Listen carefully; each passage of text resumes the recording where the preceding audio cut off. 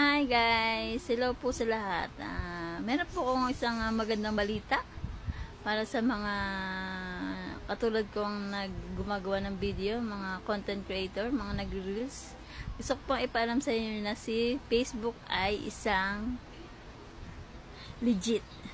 Legit po talaga siya.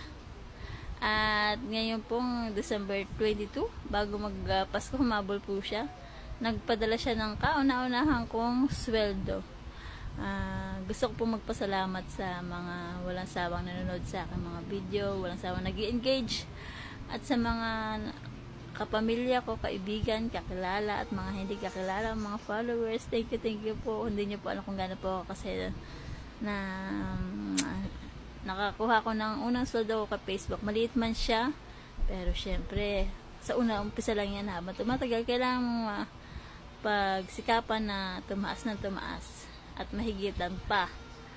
Kaya ang maipapayo ko lang po sa mga nag-uumpisa pa lang at nasa kalagitnaan, wag po kayong tumigil, po kayong sumuko, iwasan niyo po yung mga bawal, sumunod na lang po kayo sa mga policy ni Facebook para walang problema pagdating ng swelduhan.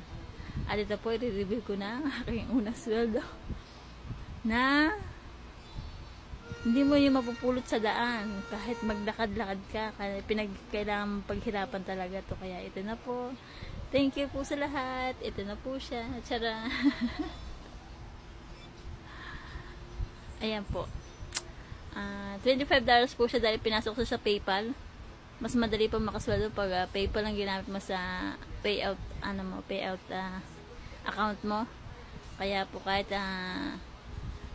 hindi pa siya naka $100, 25 pa lang, binigay na siya ni Meta. Yun lang po, maraming salamat po sa lahat, sa mga suporta. Thank you po for watching. Please don't skip the ads. Bye!